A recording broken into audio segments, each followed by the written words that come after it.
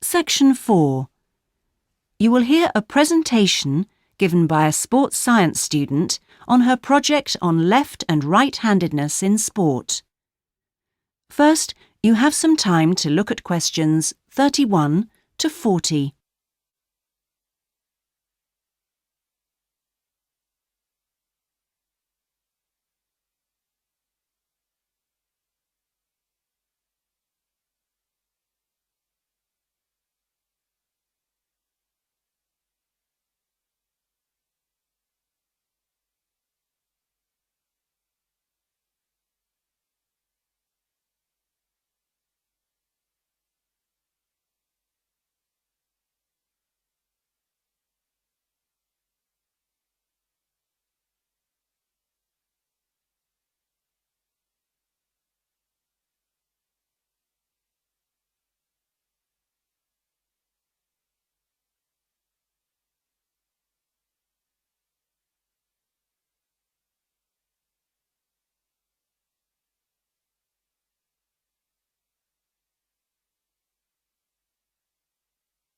Now listen carefully and answer questions 31 to 40.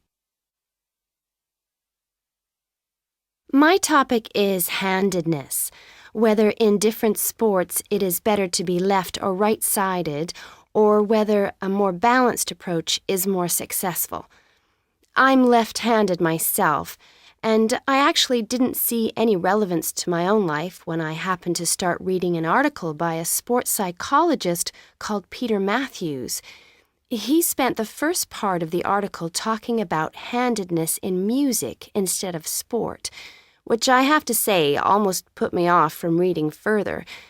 But what I soon became struck by was the sheer volume of both observation and investigation he had done in many different sports, and I felt persuaded that what he had to say would be of real interest. I think Matthew's findings will be beneficial, not so much in helping sports people to work on their weaker side, but more that they can help them identify the most suitable strategies to use in a given game. Although most trainers know how important handedness is, at present they are rather reluctant to make use of the insights scientists like Matthews can give, which I think is rather short-sighted, because focusing on individual flexibility is only part of the story. Anyway, back to the article. Matthews found a German study which looked at what he called mixed-handedness, that is, the capacity to use both left and right hands equally. It looked at mixed-handedness in 40 musicians on a variety of instruments. Researchers examined a number of variables. For example, type of instrument played, regularity of practice undertaken, and length of time playing instrument, and found the following. Keyboard players had high levels of mixed-handedness, whereas string players like cellists and violinists strongly favored one hand. Also, those who started younger were more mixed-handed. Matthews also reports studies of handedness in apes. Apes get a large proportion of their food by fishing ants from anthills. The studies show that apes, like humans, show handedness, though for them right and left-handedness is about equal, whereas about 85% of humans are right-handed. Studies showed that apes consistently using the same hand fished out 30% more ants than those varying between the two.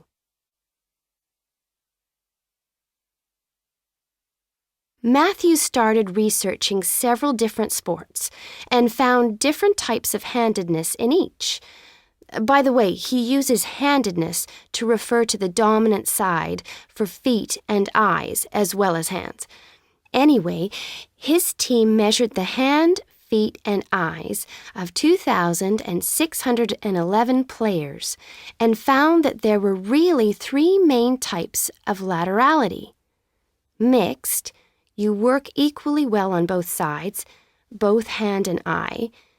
Single, you tend to favor one side, but both hand and eye favor the same side, and cross-laterality. A player's hands and eyes favor only one side, but they are opposite sides. Let's start with hockey. Matthews found that it was best to be mixed-handed. This is because a hockey stick must be deployed in two directions. It would be a drawback to have hand or eye favoring one side. An interesting finding is that mixed-handed hockey players were significantly more confident than their single-handed counterparts. Things are slightly different in racket sports like tennis. Here, the important thing is to have the dominant hand and eye on the one side. This means that there is a bigger area of vision on the side where most of the action occurs. If a player is cross-lateral, the racket is invisible from the dominant eye for much of the swing. It means that they can only make corrections much later, and often the damage has been done by then. And moving to a rather different type of sport, which involves large but precise movements, gymnastics. It's been found that cross-hand-eye favoring is best. The predominant reason for this is because it aids balance, which is, of course, absolutely central to performance in this sport. That is the end of section 4. You now have half a minute to check your answers.